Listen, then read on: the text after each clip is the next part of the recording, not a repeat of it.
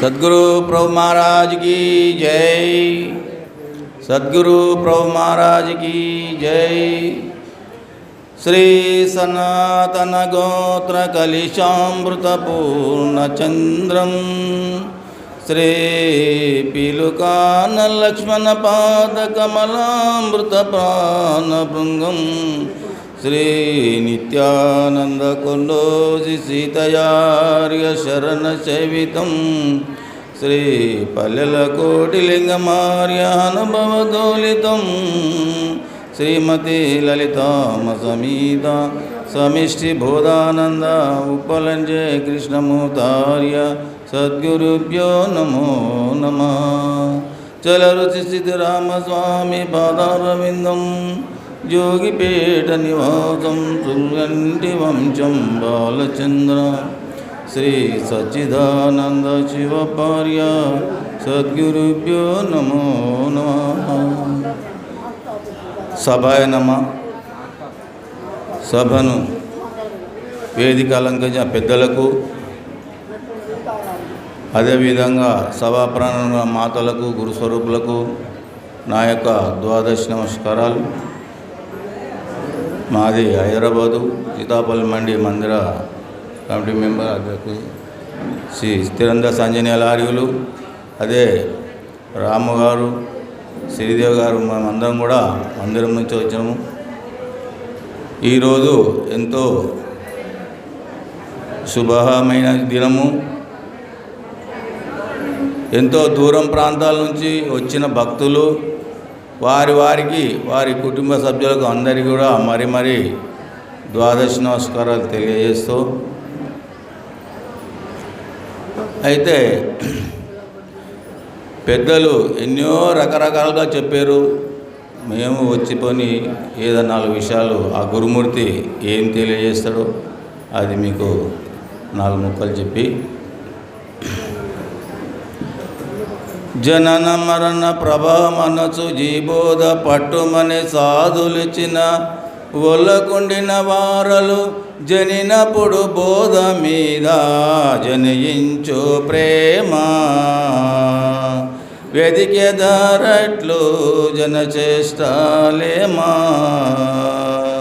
నీకునే వినజెప్పవలిసేను ఈ బోధ ఒల్లా ననకు మళ్ళీ దొరకదు జనశ్రేష్టాలేమా. ఈ బోధ జనన మరణ ప్రభా మనసు,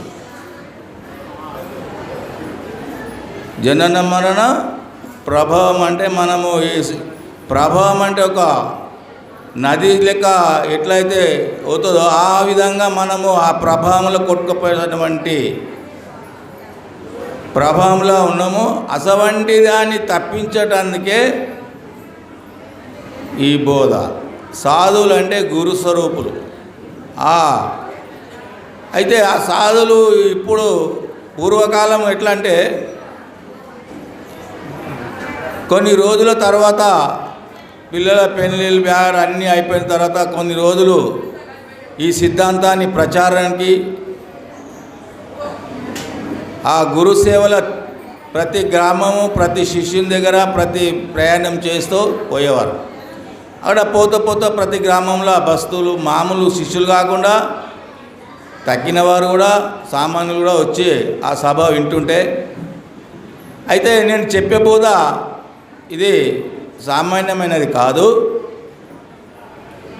జనన మరణ ప్రభావం అనుచు ఈ బోధ పట్టు అంటే మీకు మీద దయ కలిగి పట్టుమని ఇస్తామని నాకు దయ కలిగి మీరు మరి ఒళ్ళననుకోండి. దొరకదు.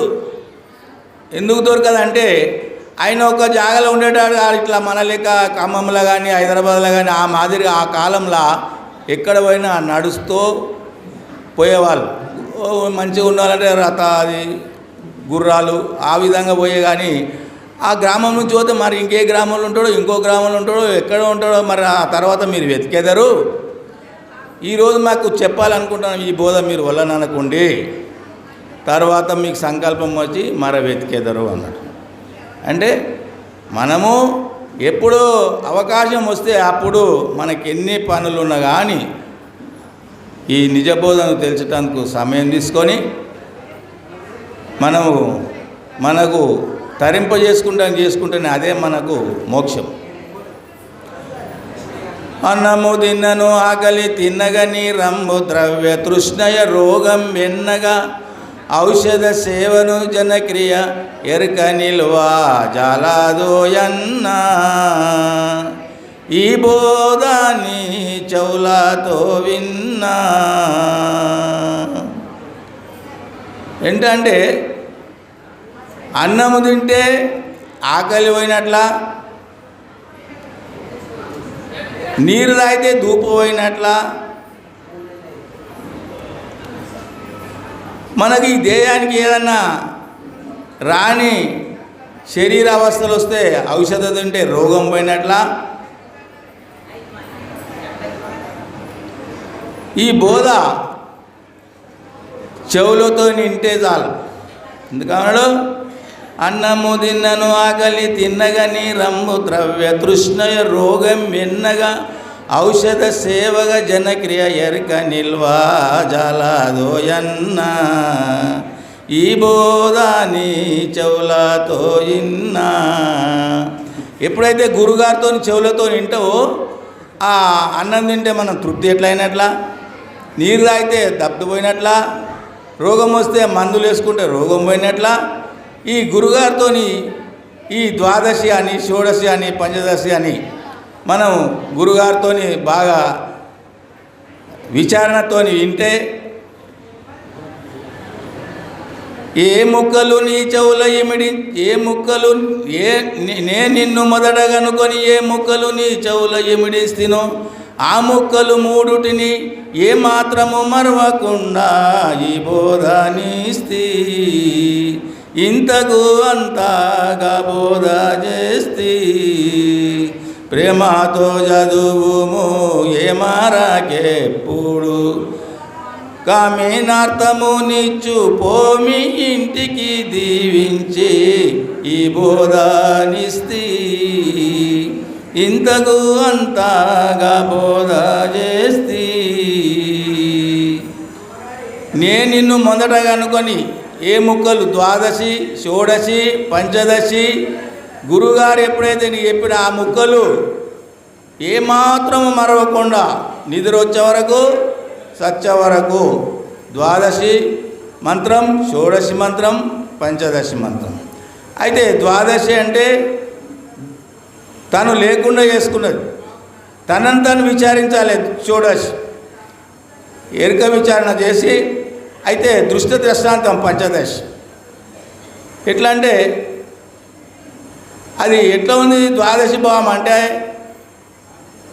అది నేను లేనిది, దేయం లేనిది, నేను ఉపాధులు ఎరగంది, ఎరుక మరుపులు లేనిది, నామరూపము లేనిది, ఏమీ అనుకోనంది. అది చెప్పుదామంటే ఉపమాన రహితం. అది అసలు భావన కూడా గురుగారితో బాగా విచారించి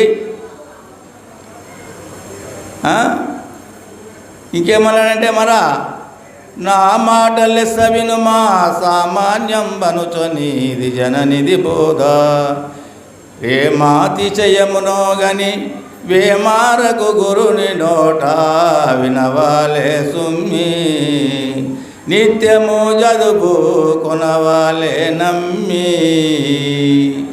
గురుగారి సామాన్యమైన మాటలు అనుకోకూడదు. ఏమన్నాడు? నా మాట లెస్సగా విచారించి ప్రేమతో గురుగారితో ప్రేమాశిజమున కానీ నిత్యము చదువుకోలే. మన సిద్ధాంత గ్రంథాలు దీక్షతీయం కానీ, భద్రాధరమ శతకం కానీ, గురుగీత కానీ నిత్యము చదువుకోనాలి.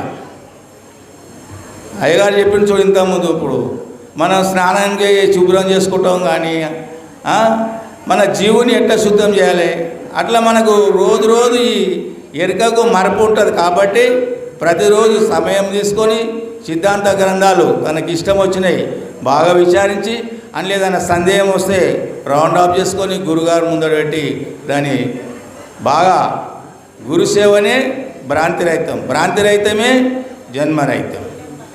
ఇట్లా మనము ఈ సాంప్రదాయంలో వచ్చినాం కాబట్టి మన సిద్ధాంతాన్ని అభివృద్ధి చేసేందుకు ఇప్పుడు ఎందుకంటే పరిపూర్ణ బోధ కంకణంకు అద్దం చూసే అవసరం లేదు. చేతి కంకణం కట్టుకోవడానికి అర్థం కావాలా? అర్థం ఏమో అవసరం లేదు. అట్లా గురుగారితో బాగా విచారించిన వారికి ఏ సాధన కూడా అవసరం లేదు. ప్రత్యక్షంగా అది నిజ బోధ అన్నాడు, నిజ గురు బోధ. ఎట్లా ఉన్నది? పలుకున్న బలకక రాకను తలపోయిన మతికి నెప్పుడు తగులక నెపుడన్ ములుగుచ్చ చందులేకను కలిగి ఉన్నది బట్ట బయలు గదరామాయన్న. ఇదిగో చూడు కదులాదోయన్న, పలుకన్నా బలు కాదు తలుపన్న తెరువాదు, చలి ఎండవానల కలయాక నిలచుండు గదరామాయన్న. ఇదిగో చూడు కదులాదోయన్న. అది